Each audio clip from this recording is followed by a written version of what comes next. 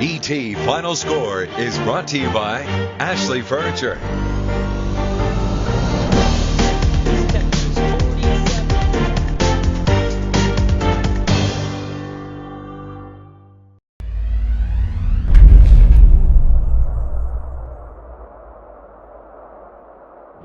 Good afternoon, East Texas. This is Danny Mogle. Joining me is Kenneth Dean with our afternoon update. Kenneth, kind of a busy day with breaking news. We have a report of a man who was struck and killed along Highway 110 this morning, and it turns out this man may be a suspect in some burglaries. That's correct, Danny. DPS is continuing their investigation into the fatal accident of this young man. Now, the vehicle that struck him, DPS is telling me they don't know if the driver even knows that he hit somebody, but the vehicle did not stop and render aid. They're looking for a gray or silver Dodge pickup with some front end damage. Now, the gentleman that was hit is believed to have been in the accompaniment of another gentleman who police say that they were actually committing burglaries in the area just shortly before the accident. Yeah, this victim is identified as 23-year-old James Payne. Now, I want to make sure I understand this correctly. They are believed to be burglary suspects, were walking down the road with items that believed to be taking in this burglaries, and one of them was struck by a car and killed. Yes, that's what officials are saying. That's certainly something you don't hear every day. No. Also, we're getting an update on a story we first told you about last week. The Capital One Bank in Lindale was robbed. The burglar came in, was given a sack full of money, went to his car. That dye pack in the bank bag exploded, and now some of that money is surfacing. Yeah, Lindale police tell me that some of the money has been located in the Lindale area. Now, they're not being specific as to where that money was found. Sergeant there just told me that citizens brought some of the money forward. Now, here's what they want you to remember is that this dye does not come off easily, and witnesses said that the dye pack actually exploded inside this vehicle.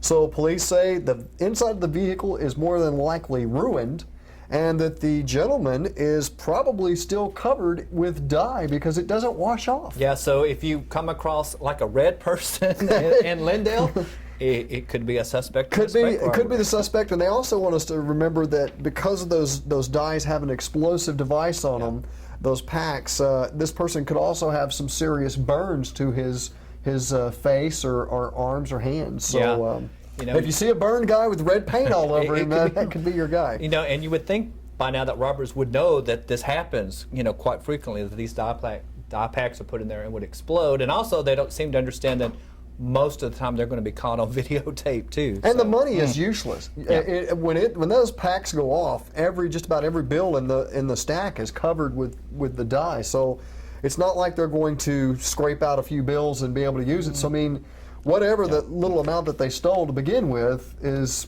now unusable. Yeah, kind of a waste of time after all. But Kenneth, you talked about on this morning's update kind of a strange incident of a woman. She called 911. She believed that there was a witch under her house. She did believe it. There was a neighbor that was casting magical spells under her house, and of course, Smith County, they sent out 3 units. And so, I was just kind of having fun with deputies this morning, and I asked them, I said, what was y'all afraid that y'all was actually going to find a witch? And they said, well, when they get calls like this, they, believe that the person may be having some mental issues. So, they don't know what they're going to find when they get there. They don't know if the person's going to be hostile to them or, and they want to protect themselves too. If they're making up stories about their neighbor under their house performing witchcraft, deputies want to take all those precautions, to make sure that they do everything correctly. So I don't know if it was good news that a witch was not there, or if a good news that they did tell me that they were relieved, to say the least, that they didn't find a witch. Okay, we got a new report that came out today that shows that Texas are getting fatter than ever. We're now number 10 on the list of states for obesity. Yes, and here at Tyler Paper we do the Fit City Tyler. Fit City, yeah. And we try to bring you new information each week. It's important, that we get our eating habits in order because not only this, but we're also ranked pretty high on the diabetes list. Absolutely. So I mean, those are, those kind of go hand in hand, the obesity and the diabetes, which we have a lot of medical problems. Apparently we're taking this slogan that everything is bigger in Texas a little bit too literally now. We're taking it straight to our waistlines, it looks like. Absolutely. Of course, our Fit City website is one of 3 websites we maintain here at the Tyler Morning Telegraph, tylerpaper.com, and of course etfinalscore.com. You can go on any of those websites at any time to get the latest breaking news. I'm Danny Mogle. This is Kenneth Dean. Oh, don't forget those phone apps either. Go to your app store with iPhone and Android systems.